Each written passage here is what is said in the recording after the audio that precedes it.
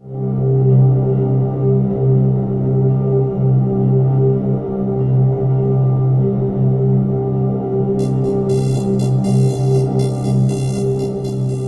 al desarrollo del pensamiento formal progresivo de los últimos 2000 años, el Homo sapiens es aún víctima de sí mismo.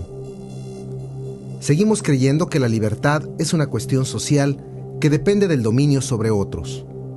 Sin embargo, hemos aprendido que la búsqueda de sentido es la respuesta más alentadora hacia la redención humana, más aún que el conocimiento de sí mismo. Al igual que otros filósofos, Immanuel Kant intuyó la radical revolución de la conciencia, de tal manera que describió una conducta modelo, absoluta, que sirviera de ejemplo y que pudiera ser representada como categoría humana, reconociendo admirablemente que en este nivel de trascendencia, la condición humana se vuelve independiente de cualquier otra variable conocida. Para intuir lo humano, tanto los antiguos guías espirituales como los modernos pensadores pretendieron, al igual que Kant, alejarse de todo aquello que pertenecía a lo fisiológico, incluida la mente y todos sus procesos, reconociendo así que la fuerza o energía vital, adoptada luego por los primeros psicólogos humanistas, poseía su propia génesis. Las más radicales propuestas sobre el desarrollo de la personalidad se caracterizan por pretender este escalonamiento para alejarse de las raíces biológicas. En su filosofía, insisten en superar esta condición fisiológica actualmente representada por el ego. En síntesis, predican la superación del ego biológico mental por el yo autorrealizado y espiritual. En tal escenario, la teoría psicoanalítica no puede sostener sus principios mentalistas tan arraigados. Sus más revolucionarios seguidores siguen dependiendo de cuerpo y mente como un sistema cerrado de control, siguiendo mecánicamente el modelo médico de tratamiento. En contraste al psicoanálisis y al conductismo, la psicología humanista sostiene que lo verdaderamente psicológico y trascendental pertenece a la evolución de la conciencia hacia la vida, más allá de la mente y sus portentos. A la par de algunos pensadores, filósofos, sociólogos y psicólogos trascendentales, la psicología humanista se suma a la posibilidad de una realidad que supera la parte biológica y determinista, considerando que la conducta por sí misma es solo el reflejo de un mecanismo sustentado por el cerebro y sus múltiples conexiones nerviosas, demostrando una y otra vez que la conciencia y la voluntad de sentido no forman parte de ese mecanismo mental. No obstante, el enfoque unitario considera que se ha etiquetado a esta orientación como humanista, sin tener un claro consenso de lo que significa el término humano, considerando esta arbitrariedad como la parte fundamental de su propuesta, afirmando que el desarrollo de la conciencia hacia la vida, de lo humano, no depende de ninguna etapa de madurez biológica. En términos psicológicos, tal vez la noción más cercana a una definición absoluta sobre lo humano se encuentra en los trabajos realizados por el neurólogo, psiquiatra y filósofo austriaco Viktor Frankl.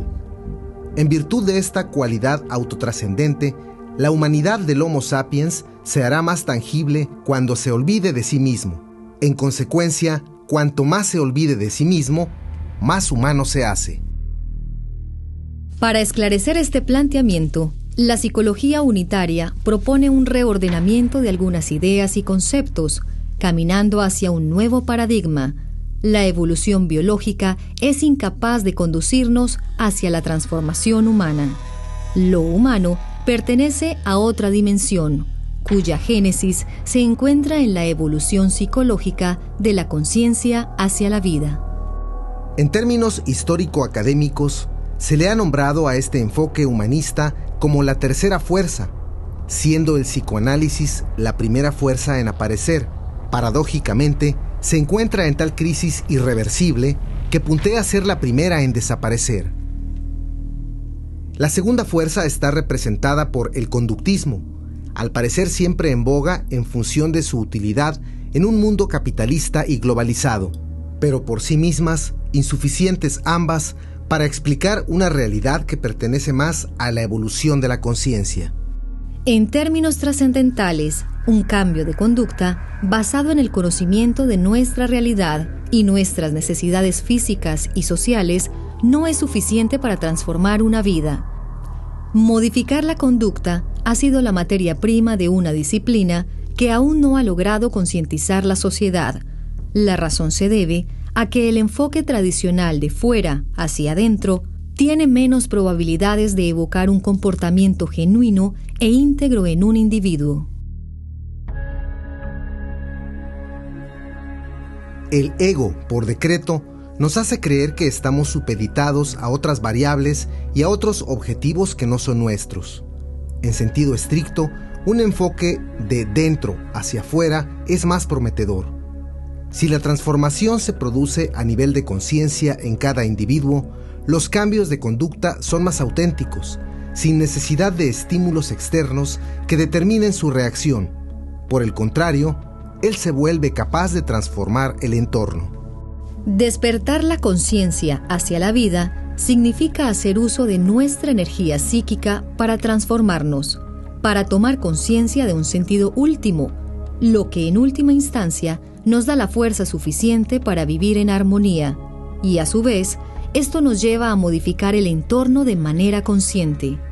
En términos de armonía y salud, la medida de comparación entre un individuo y otro, entre una sociedad y otra, se vuelve cada vez más clara. No es el éxito, sino el esfuerzo lo importante en la satisfacción. No es conocerse a sí mismo, sino darle sentido a nuestra vida, el parámetro para determinar la salud individual y social. No hay diferentes psicologías. Existen solo diferentes metodologías en las que aparentemente cada eje pretende dar respuesta a una particular manifestación de la realidad. Sin embargo, el desarrollo de nuestra conciencia hacia la vida es el camino radical para valorar y anular toda influencia externa dañina. El mundo crece y camina empujado por sus necesidades, envuelto en un sinnúmero de variables que ha creado conforme se desarrollan sus expectativas. La economía, la política, la educación, la salud, los avances tecnológicos y el cuidado del medio ambiente, entre otros, son solo fantasmas que parecen cegar la necesidad primordial de cada individuo, su deseo de significado. En Occidente, históricamente, han surgido cambios paradigmáticos que producen las formas de vida impuestas en cada época. Así, hablamos de una edad de oro, de una etapa de oscurantismo, del Renacimiento y la Ilustración. Hemos experimentado el cambio de un sistema de socialismo natural a un capitalismo salvaje, de una independencia política a una globalización elitista, de un imaginario social en una época sólida al paso a una modernidad líquida. El error histórico consistió en que, pese al inmutable sentido humanístico y universal otorgado por los primeros partidarios de una psicología trascendental, la escuela psicológica intentaba adaptarse a cada época, con la idea firme de encontrar una salida lógica hacia las demandas sociales, ajustando una forma de interrelación acorde a los usos y costumbres dominantes. Sin embargo, mucho antes de la historia del primer Homo sapiens, subsiste una forma de relación simple que propicia la armonía natural de toda existencia y conserva la vida, un universo cuántico conocido y desconocido que no está a expensas de los avances ni del conocimiento alcanzado. Existen leyes que aún no hemos descubierto. Existen realidades que sobrepasan nuestra imaginación dimensional. Existen relaciones y principios fuera de nuestra lógica, fuera de nuestro tiempo y espacio percibido. La sabiduría de la naturaleza está fuera de discusión. Es en sí misma creativa, no importa si estamos de acuerdo o no. Su entendimiento tampoco depende de la suma de conocimientos acumulados en todas las épocas. Una singular ecuación, lo mismo que una sencilla expresión, pueden derrumbar nuestro edificio portentoso de hechos consumados, para así iniciar la construcción de nuevas relaciones, más apegadas a las leyes invisibles de la naturaleza de la vida. Antes de cualquier disertación, como sugiere Habermas, lo prioritario es ponerse de acuerdo en los significados de los términos y su contexto, estableciendo diferencias importantes o similitudes si las hay. Además, como condición científica, se vuelve indispensable cultivar un pensamiento crítico, desprovisto de prejuicios, dogmas e imposiciones. Aunque la gente se comporte de manera perturbadora o fuera de la realidad, no significa que tengan una enfermedad. Según Sass, una enfermedad debe detectarse en una autopsia y cumplir con las definiciones de patología, en lugar de ser decretada por votos por los miembros de la Asociación Psiquiátrica Americana. Las llamadas enfermedades mentales no son enfermedades reales. Sass las coloca en la categoría de lenguaje metafórico. La psiquiatría es una pseudociencia que parodia la medicina al usar terminología que suena a medicina, terminología que ha sido inventada los últimos 100 años. De acuerdo a Sass, además de pseudociencia, la psiquiatría es un sistema de control social, no una rama de la medicina, lo que ha sido también cuestionado por otros críticos. Now, when school authorities tell a mother, as you already heard, that her son is sick and needs to be on drugs, how in the world is she to know that that is simply a lie? How is she to recognize that what experts now call attention deficit hyperactivity disorder is simply not a disease? Now, such a mother is not an expert in the history of psychiatry. She does not know that psychiatrists have, for hundreds of years, used diagnostic terms, so-called diagnostic terms, to stigmatize and control people. I will only give you a few dramatic examples. When black slaves in the South ran away to freedom, it wasn't that they wanted to be free. They suffered from a disease called drapetomania. From drapetes, runaway slave, and mania. I'm not making this up. This was a legitimate diagnosis, just like attention deficit disorder is. Women, half the population of mankind, of course, if they were foolish enough to rebel against domination by men, well, then they had a serious disease called hysteria, which was due to their wandering womb. Now, none of those behaviors was ever a disease, and of course it's not a disease. But nor is attention deficit disorder a disease. No behavior or misbehavior is a disease or can be a disease. That's not what diseases are. So it doesn't matter how a child behaves. There is nothing to examine. If he's sick, then there must be some objective science to it, which can be diagnosed by physicians and objective tests. That's why as soon as you go to a doctor, they take a lot of blood and take x-rays. They don't want to hear how you behave. When I went to medical school 60 years ago, there were only a handful of mental diseases. I think there were no more than 6 or 7. Now there are more than 300. And new ones are, quotes, discovered every day. Labeling a child as mentally ill is stigmatization, not diagnosis. Giving a child a psychiatric drug is poisoning, not treatment.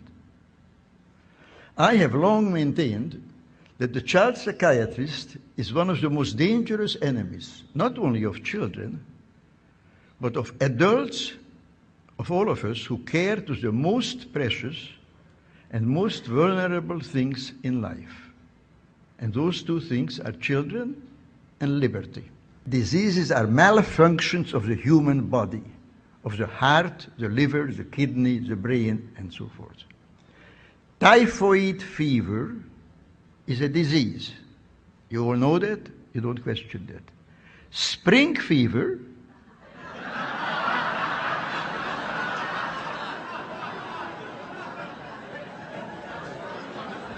all you have to know is English.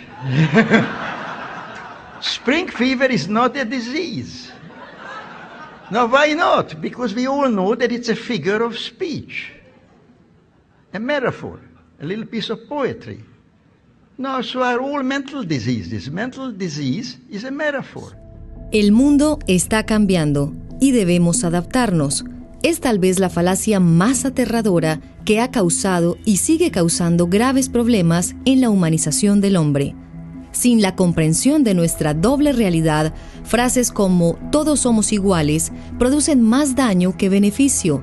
Aceptamos nuestra gran diversidad biológica, pero aún no hemos aceptado nuestra igualdad en la conciencia, donde solo a este nivel podemos ser iguales. Entender esto es entender la esencia de la psicología, así como el mecanismo y los procesos de cambio en las sociedades del mundo civilizado. We were saying how very important it is to bring about in the human mind the radical revolution. The crisis is a crisis in consciousness, a crisis that cannot anymore accept the old norms, the old patterns, the ancient traditions. And considering what the world is now, with all their misery, conflict, destructive brutality, aggression, and so on, man is still as he was. He's still brutal, violent, aggressive, acquisitive, competitive, and he has built a society along these lines. La alternativa al neoliberalismo se llama conciencia. ¿Qué es lo que tenemos nosotros para oponer a esto? No somos poder, no estamos en el gobierno, no tenemos multinacionales, no dominamos la financia especulativa mundial, no tenemos nada de eso. ¿Qué es lo que tenemos entonces para oponer? Nada más que la conciencia. La conciencia de los hechos, la conciencia de mi propio derecho, la conciencia de que soy un ser humano, sencillamente un ser humano, y que no quero ser más que eso. La conciencia de que lo que está en el mundo me pertenece, no en el sentido de propiedad, me pertenece como responsabilidad, me pertenece como derecho a saber, como derecho a intervenir, como derecho a cambiar. Eso se llama la conciencia. Y esto no se gana un día para quedarse uno hasta el final de su vida con la conciencia. Se gana y se pierde y se renueva todos los días. Podéis preguntar, pero bueno, pues eso cansa mucho, ¿no? A lo mejor sí cansa. Cansa porque implica, necesita y exige una tensión de espíritu que no renuncia, que no desanima y que se alimenta. No es algo solitario, no es que yo me ponga delante del espejo, yo y mi conciencia, que buenos, que maravillosos somos, ella y yo. No, eso se refuerza en el trabajo, en la acción, en el debate, en la reflexión conjunta, en el intercambio de ideas, en pensar, reflexionar. The awareness. In my case, I became aware that I had a thought, for example, that started in childhood. One of many negative thoughts I had. Bad things always happen to me. Bad things always happen to me. And that was when I saw people around me, okay, they have got all these nice things, and always there would be bad things happening. And of course, your perception then becomes selective. When you have a thought like that, you notice much more, because in everybody's life, things, in daily life, things go wrong. You miss a bus, you get stuck in a traffic jam, or you lose some money. But yes, this is normal. But if you have the thought, bad things always happen to me, you're extremely aware of those things, and they confirm to you that the thought is correct. And this is the selective perception of reality through the screen of thinking. So the reality will confirm to you, and not only that, that thought or any thought of that kind actually attracts bad things, negative things. Or if you believe people are basically bad, and that's a deep-seated belief, and you don't realize it's only a thought in your head or a belief, not only would you single out where you observe unethical or bad behavior in others, you would, there it is. Not only that, you actually are much more likely to encounter people who manifest that kind of behavior because you attract it. And so that's just incredible how people create their world through that. So freedom comes from stepping out, encountering, first of all, a little bit of space inside you, presence. And then from there you realize certain thoughts as repetitive and just a thought. En sus orígenes, fue impresionante el avance en las diversas corrientes, algunas inapropiadamente llamadas psicológicas. Por ejemplo, históricamente se ha reconocido a Wundt como el creador del primer laboratorio experimental de psicología. Sin embargo, de acuerdo a su objeto de estudio y a la etimología del término psique, los experimentos fisiológicos y mentalistas de su época, aun si estaban relacionados con la conducta, no pertenecen directamente al campo de lo psicológico, sino más propiamente a la investigación del comportamiento animal y más directamente a la etología del hombre. Términos como psicología fisiológica o psicofísica son los que impulsaron el surgimiento de la corriente conductista, con un marcado enfoque etológico, muy lejos de los principios de la psicología del espíritu, que abogaba por la superación tanto de los actos impulsivos, así como de los actos reflexivos. Para el enfoque unitario, la falla en la psicología de su tiempo, advertida por Watson en 1931, no es más que una falla de contexto. Su trabajo no era psicológico, sino estrictamente etológico. Paralelo a estos desajustes de contexto, recientemente la Organización Mundial de la Salud respondió acertadamente al desmedido impulso médico centrado en el diagnóstico y tratamiento, la venta y comercio excesivo de medicamentos y de una casi nula atención personalizada. De manera similar, la inclinación psicológica por dar una respuesta convincente a la población apuntó a la fusión de algunas corrientes, intentando crear alternativas nuevas para la salud mental y emocional, surgiendo aplicaciones como la cognitivo-conductual, la Gestalt, la psicología existencial y la psicología transpersonal, entre otros. No obstante, a esta última se le ha llamado arbitraria y premeditadamente como la cuarta fuerza. Por una razón u otra, estos prometedores intentos en el campo de la psicología no han dado respuesta más allá de algunos casos particulares. No han logrado trascender en tiempo y espacio, tal vez arrastrados en la incertidumbre del paradigma dominante basado en una concepción multivariante, opacando la vía directa hacia la radical solución de los problemas que supuestamente interfieren en nuestra calidad de vida. Para la psicología unitaria, la principal razón de ello se oculta profundamente en la carencia de leyes y principios psicológicos universales confundidos en el sortilegio de una inestable y mal entendida diversidad biológica. Despertar y desarrollar nuestra conciencia hacia la vida, mantener una visión más elevada del sentido de nuestra existencia, es, y siempre ha sido, la solución radical para redimir al Homo sapiens.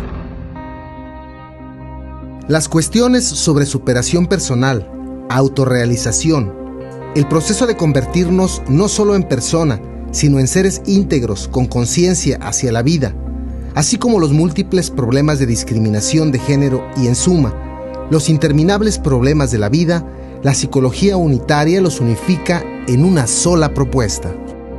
En estas condiciones de primacía sobre lo biológico, de su gobierno inestable y dominante, de la influencia de un sinnúmero de variables que supuestamente interfieren contra la voluntad espiritual, hemos confundido nuestra más importante tarea: trascender. La transición a la práctica y utilidad de las teorías y conceptos, así como su impacto social, requieren sustancialmente de aceptación y validación formal. Tal vez la pretensión más tangible y controvertida de esta propuesta unitaria sea la creación de un foro virtual, en donde se invita al gremio de investigadores del mundo a participar con su voto a favor de una incluyente taxonomía de los seres vivos, en la que se evidenciarían tanto la evolución de la conciencia como la existencia de esos formidables seres a quienes hemos llamado arbitrariamente humanos. Las propuestas de la psicología unitaria al paradigma social se pueden resumir en la idea de una nueva y más completa clasificación de los seres vivos, de una taxonomía que incluya el reino humanus y no únicamente el reino animal, con lo que se daría validez formal a los verdaderos seres humanos que existen y han existido en todas las épocas, aunada a la inclusión formal de una nueva especie de Homo, el Homo integer, para validar formalmente a todos los seres que han trascendido psicológicamente y poseen una mayor conciencia humanitaria.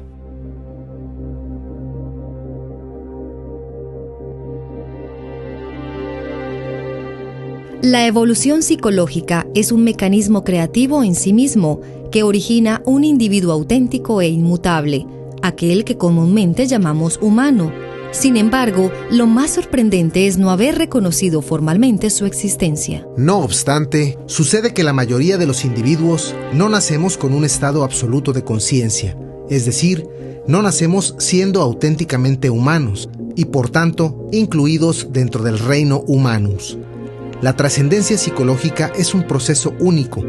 No existe una manera de trascender para cada individuo. Es inmutable, es auténtica, genuina. Es, pues, un concepto unitario.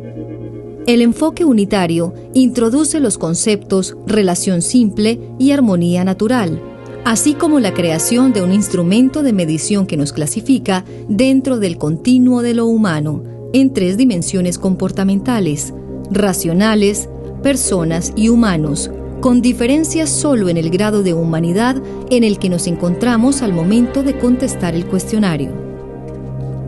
Por supuesto, es indispensable conocer la redefinición y explicación unitaria de algunos términos y conceptos para entender adecuadamente la utilidad que esto conlleva en la vida práctica y emocional, en la salud, lo social y en lo individual. Para la psicología unitaria, solo podemos trascender convirtiéndonos en verdaderos humanos, pero absortos en las dificultades cotidianas, engañados por un pensamiento que no es nuestro, permanecemos sin presencia, sin verdaderamente existir, diversificados, dirigidos y controlados por un ordenamiento social imaginario. En esas condiciones se hace cada vez menos probable el triunfo sobre la ilusoria enfermedad mental, el triunfo de la felicidad sobre el liderazgo de la mente, de lo físico, lo biológico y de lo material. En este contexto, el imperativo categórico unitario es el siguiente: